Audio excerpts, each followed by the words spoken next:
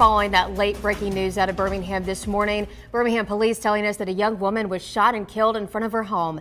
It happened on Greencrest Turn in Crestwood. Birmingham police identifying the young victim as 21-year-old Mia Nixon. Investigators say that whoever shot her took off. No one has been arrested. So this beautiful lady was involved in a really heated argument on Facebook Live. A young woman's voice rises with emotion, her words sharp and defiant. The comments section explodes with reactions, some encouraging her, others warning her to back down. The confrontation intensifies, accusations fly, threats are exchanged. Then the stream ends.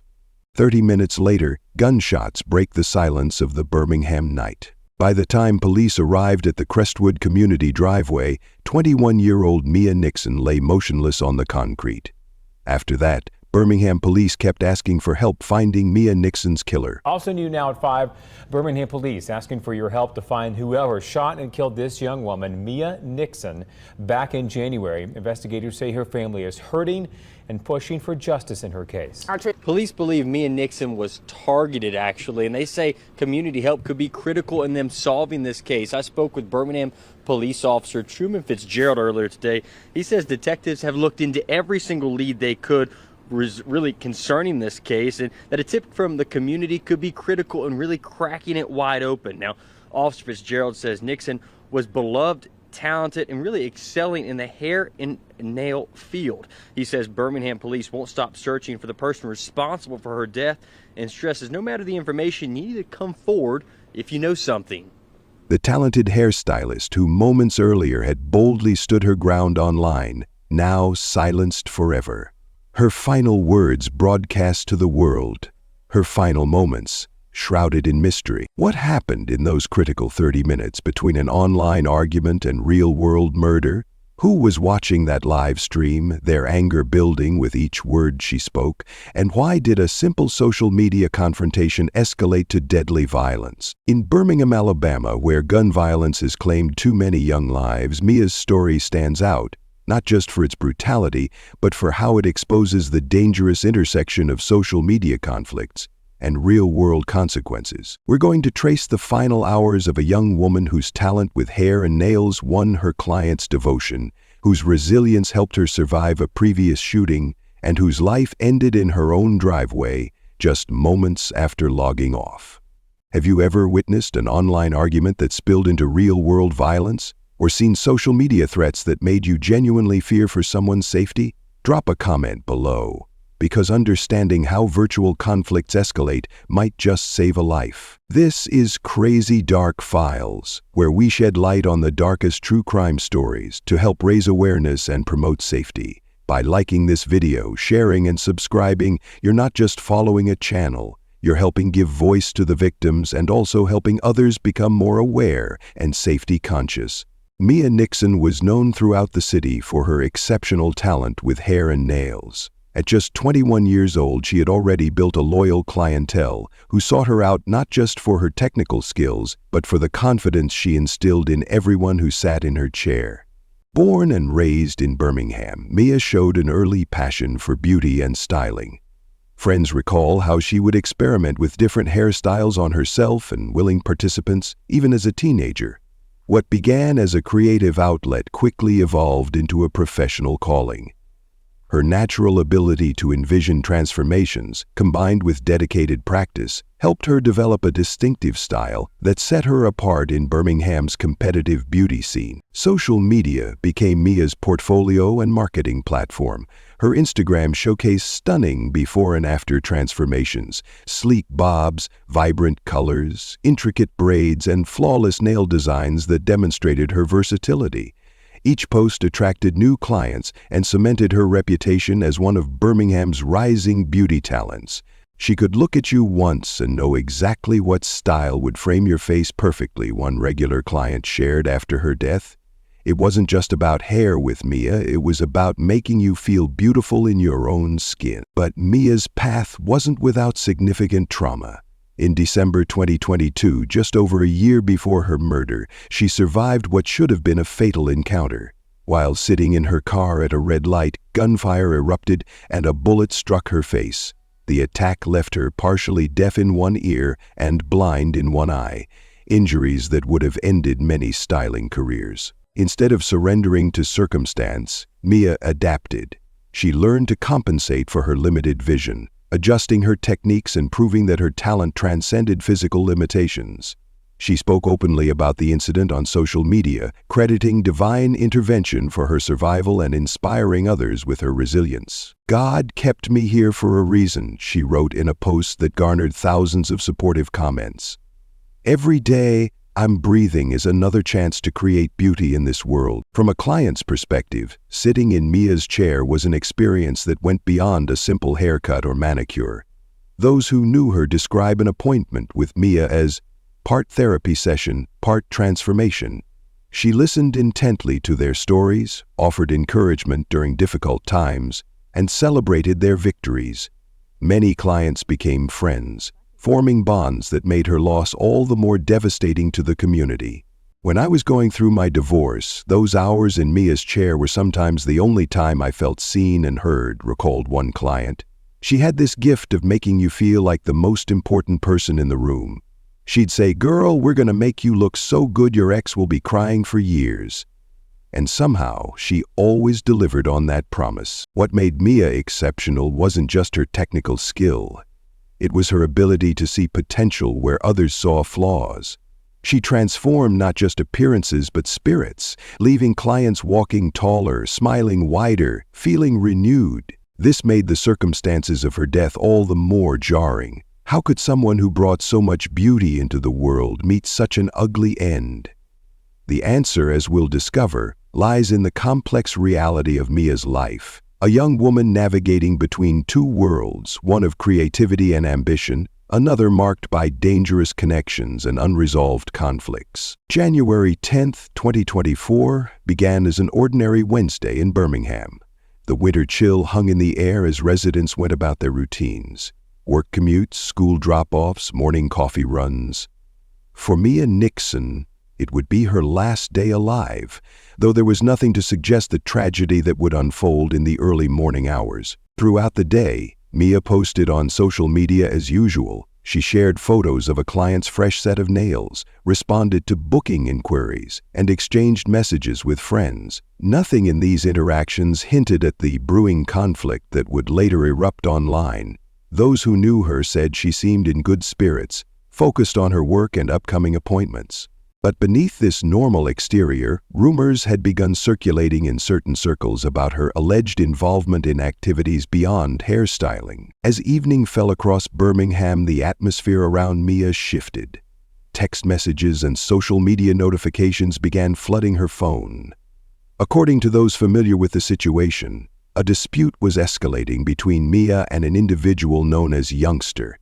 A confrontation that had been building for days over accusations that she had orchestrated the robbery or harm of one of his associates. What might have remained a private disagreement in an earlier era instead found its way to a public forum.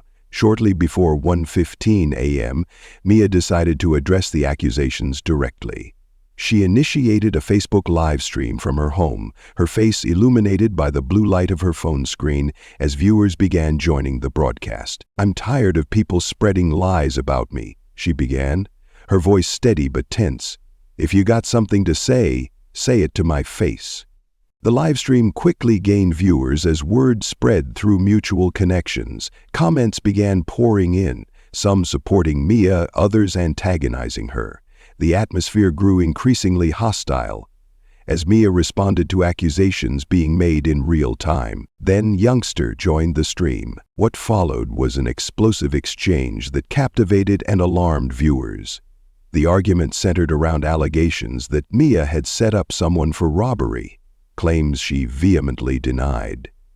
The back and forth escalated as both parties refused to back down, their words becoming more heated with each passing minute. "You know what you did," the man accused, his voice rising. "People get what's coming to them for that kind of betrayal." Mia fired back. "I ain't set nobody up. You coming at me with lies because you can't handle the truth about your own people." Viewers watched as threats were thinly veiled in coded language, the kind of warnings that those familiar with street conflicts would immediately recognize. The live stream became a digital powder keg. with dozens of witnesses watching as two people reached a breaking point in their conflict. At approximately 1:15 a.m., after nearly 15 minutes of increasingly hostile exchange, Mia abruptly ended the stream. Her final words, "You don't know who you're messing with," hung in the digital ether as the screen went black. For viewers, it was just another heated social media argument, the kind that typically fizzles out once the cameras stop rolling. Many likely closed their apps and went about their night, unaware that they had witnessed the prelude to murder. What happened in the 30 minutes after Mia ended that live stream? Did she receive messages or calls that prompted her to step outside? Was she lured out of her home, or did she go willingly to confront someone? Did she believe the argument was over, or was she preparing for its continuation face-to-face? These crucial 30 minutes remain largely unaccounted for. A half-hour gap between a digital confrontation and physical violence that would end with gunshots echoing through the Crestwood community and a talented young woman lying dead in her own driveway. The clock was ticking toward 1:45 a.m., and Mia Nixon had no idea she had less than 30 minutes to live. At approximately 1:45 a.m. on January 10, 2024, there were a sound of gunshots. Multiple residents in the 800 block of Crest Green Turn were jolted awake, some immediately calling 911 while others peered cautiously through windows. The rapid succession of shots, followed by the screech of tires as a vehicle fled the scene, told the story of violence that had become all too familiar in parts of the city. Birmingham's East Precinct officers responded quickly to reports of shots fired. As patrol cars with flashing lights converged on the address, they discovered a scene that would haunt even veteran officers. Mia Nixon lying unresponsive in the driveway of her family home, multiple gunshot wounds evident on her body. Despite their immediate efforts to render aid, it was clear she had sustained catastrophic injuries. Birmingham Fire and Rescue Service personnel arrived minutes later, but there was nothing they could do. At 2:03 a.m., Mia Nixon was pronounced dead at the scene. Her life ended just steps from her front door, with family members inside the home who had been spared from the violence that claimed her. The preliminary investigation indicates the victim was outside of her home when the fatal shooting took place. Officer Truman Fitzgerald told reporters. The shooter or shooters then fled the scene. As dawn broke over Birmingham, the driveway where Mia had fallen became the center of an expanding investigation. Crime scene technicians meticulously documented the area, placing evidence markers next to shell casings scattered across the concrete. Detectives canvassed the neighborhood, knocking on doors and asking residents if they had seen or heard anything beyond the gunshots themselves. Inside the home, family members who had been uninjured during the attack struggled to process the sudden loss. They reported hearing Mia step outside shortly after ending her Facebook Live session. Minutes later came the gunshots. By the time they rushed to the door, the perpetrators were gone, leaving only Mia's body behind. What made this killing particularly disturbing to investigators was its apparent targeted nature. This wasn't a random act of violence or a robbery gone wrong. All evidence pointed to Mia being specifically sought out and executed. From a psychological perspective, targeted killings like Mia's often reveal a different profile than impulsive violence. Forensic psychologists note that when a victim is specifically sought out, particularly following a public confrontation, the perpetrator typically acts from a place of perceived righteousness, believing their actions are justified retribution rather than murder. In cases where violence follows a public dispute, especially one broadcast on social media, we often see perpetrators who feel they've been disrespected or challenged in front of an audience. The public nature of the confrontation creates a pressure to respond with equal or greater force to save face. What might have been resolved privately becomes a matter of public honor. This pattern appears consistently in cases where online arguments precede real-world violence. The digital confrontation creates witnesses, raises stakes, and transforms private disputes into public spectacles that demand resolution, sometimes with tragic consequences. For investigators, the Facebook Live argument provided crucial context but also complicated the case. While it established clear conflict, it also created a pool of potential suspects and witnesses scattered across Birmingham and beyond. Anyone who had viewed the live stream or heard about the confrontation could have information vital to solving the case.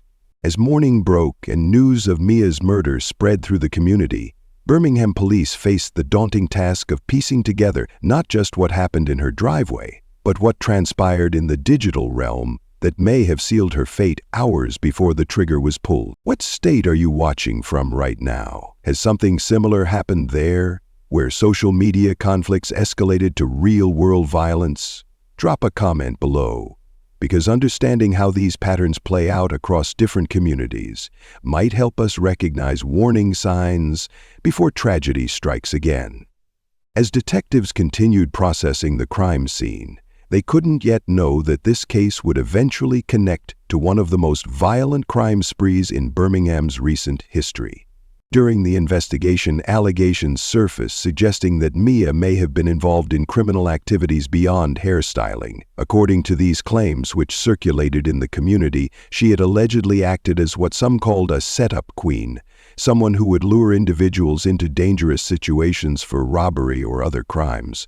While these allegations remained speculative, they became a focus for investigators seeking to understand the motive behind her murder. These claims cast the Facebook Live argument in a new light. What initially appeared to be a personal dispute now seemed potentially connected to accusations that she had orchestrated the robbery or harm of one of Youngster's associates, serving as the catalyst for the confrontation that preceded her death. For investigators, the timing between the heated online argument and her murder suggested a direct connection. The public nature of their dispute on Facebook Live, witnessed by numerous viewers, established a clear conflict just 30 minutes before gunshots were fired in her driveway. Was Mia Nixon simply a talented stylist caught in circumstances beyond her control? Or was there truth to the allegations about her involvement in activities that ultimately led to her death? The answer would eventually connect her case to a series of violent crimes that had terrorized Birmingham, revealing that her murder was part of a much larger pattern of violence in the city. In the days following Mia Nixon's murder, the Birmingham Police Department faced significant challenges. With no witnesses willing to come forward immediately and limited physical evidence from the scene, detectives turned to the community for help. Officer Truman Fitzgerald became the public face of the investigation, making repeated appeals through local media outlets. Mia Nixon was beloved, talented, and was excelling in the hair and nail field, Fitzgerald told reporters at a press conference 1 week after the murder. Birmingham police won't stop searching for the person responsible for her death. The department's strategy focused on emphasizing Mia's talents and positive contributions to the community rather than any alleged criminal connections.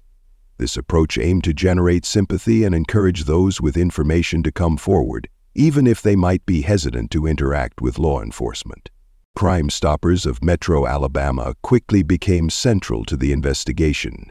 The organization offered a $5,000 reward for information leading to an arrest and conviction in Mia's case. Billboards appeared across Birmingham featuring her photo and the Crime Stoppers hotline, reminding the public that tips could be submitted anonymously. Nothing is too small, Officer Fitzgerald emphasized in multiple interviews. We know the streets are talking. We know Mia was extremely popular, but our detectives need that information. So anything you have, please call that into Crime Stoppers. Nothing's too small. We know the streets are talking. We know Mia was extremely popular, but our detectives need that information. So anything you have, please call that into Crime Stoppers. Remember, Crime Stoppers is a fully anonymous process. No matter what your information is, they never know your identity. And if you do provide information that leads to an arrest in this case, you could be eligible for a $5,000 reward. The anonymity provided by Crime Stoppers was particularly important in this case, given the nature of the Facebook Live argument and the allegations surrounding Mia's activities. Potential witnesses might fear retaliation if seen cooperating with police. The guarantee that they don't care who you are, they just want to know what you know, was designed to overcome this barrier. Meanwhile, detectives meticulously analyzed the Facebook Live video that preceded Mia's death. They identified viewers who had commented during the stream and worked to locate youngster and others who might have direct knowledge of the conflict. Digital forensics specialists examined Mia's phone records and social media accounts, mapping her communications in the hours and days before her murder. For months, the case appeared to stall publicly. While Birmingham police continued their investigation behind the scenes, no arrests were announced, and Mia's family grew increasingly frustrated with the lack of visible progress. They organized vigils and community events to keep her case in the public eye, refusing to let her become just another statistic in Birmingham's struggle with violent crime. What the public didn't know was that detectives had begun identifying connections between Mia's murder and other violent incidents in Birmingham. As they pieced together evidence from multiple crime scenes across the city, a disturbing pattern emerged, one that suggested her killing might be linked to a series of other homicides. This breakthrough came gradually as investigators compared ballistics evidence, witness statements, and digital footprints across multiple cases. While they couldn't yet share their suspicions publicly for fear of compromising ongoing investigations, internally the department shifted resources to pursue these connections. By late 2024, nearly a year after Mia's murder, the investigation had expanded far beyond what anyone in the public realized. What had begun as a single homicide investigation had evolved into something much larger. A probe into what would eventually be revealed as one of the most violent crime sprees in Birmingham's recent history. Throughout this period, detectives maintained contact with Mia's family, providing what updates they could while being careful not to jeopardize the broader investigation. For the family, the wait for justice was excruciating, but behind the scenes, the case was far from cold. As 2024 drew to a close, investigators had compiled enough evidence to begin building a case against a suspect, though they would need several more months of careful work before they could make their findings public. The breakthrough the community had been waiting for was coming, but it would reveal a level of violence that would shock even crime-hardened Birmingham residents. On February 25, 2025, more than a year after Mia Nixon's murder, the Birmingham Police Department made a stunning announcement. They had obtained a warrant charging 22-year-old Damian Lerone McDaniel with intentional murder in connection with her death. The suspect, a resident of nearby Fairfield, Alabama, was already in the custody of the Alabama Department of Corrections on unrelated charges when the warrant was issued. What shocked the community wasn't just the identification of Mia's alleged killer. It was the revelation that McDaniel was already implicated in a string of other homicides across Birmingham. According to police statements, he had previously been charged in connection with at least 11 other deaths in 2 separate mass shooting incidents, the 5 Points South shooting and the mass shooting at Trendsetters Lounge, both occurring in 2024. The scale of violence allegedly connected to a single individual was staggering. Officials described it as one of the most violent cases in Birmingham, a city that had, unfortunately, seen more than its share of homicides over the years. Beyond Mia's case, authorities revealed that McDaniel now faced charges in the deaths of firefighter Jordan Melton and UPS employee Anthony Love Jr. These additional charges painted a picture of seemingly indiscriminate violence, spanning different neighborhoods and claiming victims from all walks of life. The 5 Points South shooting had terrorized one of Birmingham's popular entertainment districts in early 2024. What began as a typical weekend night in the area known for its restaurants and nightlife erupted into chaos when gunfire broke out, leaving multiple victims dead and others injured. Witnesses described scenes of panic as patrons fled from outdoor seating areas and bars, seeking shelter from the barrage of bullets. Months later, the shooting at Trendsetters Lounge brought similar horror to another part of the city. The nightclub, filled with weekend revelers, became the site of one of Birmingham's deadliest mass shootings when a gunman opened fire inside the crowded venue. First responders arrived to find multiple victims in a scene of devastation that veteran officers described as warlike. These incidents had initially been investigated as separate cases, each with its own team of detectives. It was only through methodical police work, comparing ballistics evidence, surveillance footage, witness statements, and digital forensics, that investigators began to see connections between these seemingly unrelated acts of violence. For the families of victims like Mia Nixon, the revelation brought mixed emotions. While there was relief that a suspect had been identified, the knowledge that earlier intervention might have prevented subsequent killings was difficult to process. Questions arose about how one individual could allegedly commit so many violent acts before being apprehended. Law enforcement officials were careful in their public statements, noting that McDaniel was presumed innocent until proven guilty in a court of law. However, they expressed confidence in the evidence they had gathered, linking him to this series of homicides. The no-bond status on McDaniel's warrant for Mia's murder reflected both the seriousness of the charge and the fact that he was already in custody for other offenses.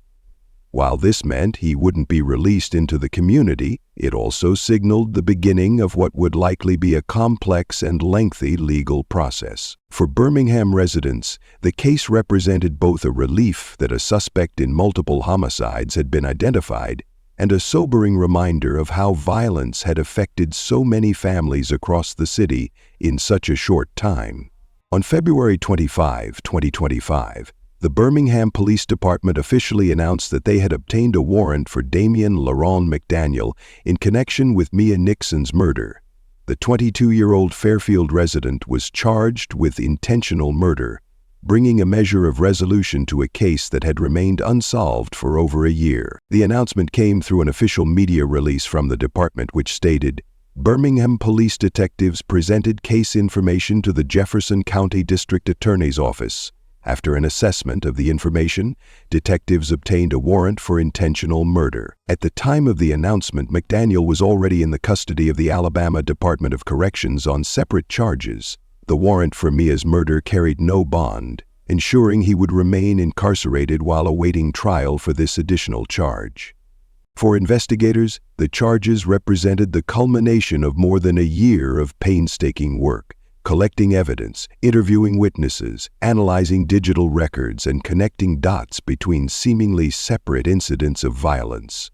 The breakthrough in Mia's case came as part of a larger investigation that ultimately linked McDaniel to at least 14 homicides across Birmingham. For Mia's family, the charges brought a complex mix of emotions.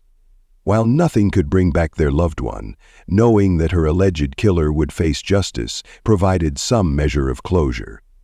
The family had spent the previous year organizing vigils, keeping Mia's story in the public eye, and pressing for answers about her death. "We've waited so long for this day," a family spokesperson told local media after the announcement. "Mia deserved justice, and while this doesn't heal our hearts, it helps to know that the person responsible will be held accountable." The case against McDaniel would now proceed through the Jefferson County court system. Prosecutors faced the task of preparing for what would likely be a high-profile trial, involving not just Mia's murder, but potentially the other homicides allegedly connected to the defendant. For the Birmingham Police Department, the charges represented a significant achievement in addressing the city's violent crime. Officer Truman Fitzgerald, who had been the public face of the investigation for months, expressed gratitude to the community members who had come forward with information. "This case demonstrates what we can accomplish when the community and law enforcement work together," he stated. "Every tip, every piece of information helped us build this case and bring charges against the individual we believe is responsible for Mia's death." As the case moved toward trial, both the legal system and Mia's family prepared for the next phase in the long journey toward justice. Mia Nixon's case stands as a stark reminder of how quickly online confrontations can escalate to real-world violence. The 30 minutes between her Facebook Live argument and her murder represent a timeline that has become increasingly common in the digital age, where conflicts that begin on screens end in physical harm. Social media platforms have fundamentally changed how disputes unfold. What once might have remained private disagreements now play out before audiences, adding pressure, encouraging performance, and sometimes accelerating conflicts beyond the point of peaceful resolution. When Mia engaged in that heated exchange on Facebook Live, she couldn't have known that the public nature of the confrontation would potentially contribute to its deadly outcome.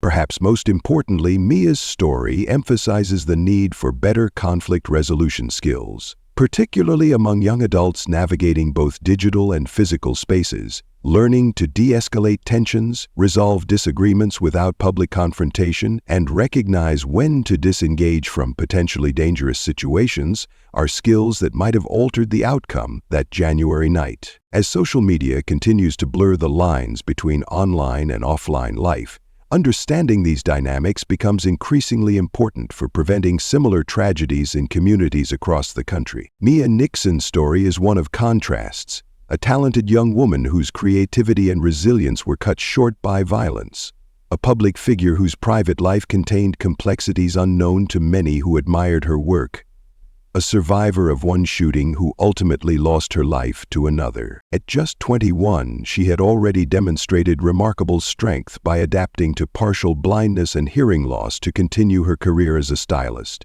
She had built a loyal clientele who valued not just her technical skills but her ability to make them feel seen and valued. For many in Birmingham, she represented possibility and transformation in a city often defined by its challenges. The charges against Damian McDaniel bring a measure of resolution to her case, but many questions remain unanswered. What exactly transpired in those 30 minutes between the Facebook Live argument and the gunshots in her driveway? Was her murder connected to her previous activities, or was it a spontaneous act of violence following an online dispute? And could earlier intervention in McDaniel's alleged crime spree have prevented her death and others? As her case moves through the court system, these questions may find answers, or they may join the many uncertainties that often surround even solved homicides. The full truth known only to those directly involved. What remains clear is that Mia's life mattered. To her family, to her clients, to her community. Her story serves as both a celebration of her talents and a cautionary tale about how quickly violence can claim even the most promising futures. What do you think really happened in those crucial 30 minutes between Mia's Facebook Live and her murder? Were there warning signs that could have prevented this tragedy? Share your theories in the comments below and subscribe for more true crime stories that explore not just what happened but why, and how similar tragedies might be prevented in the future.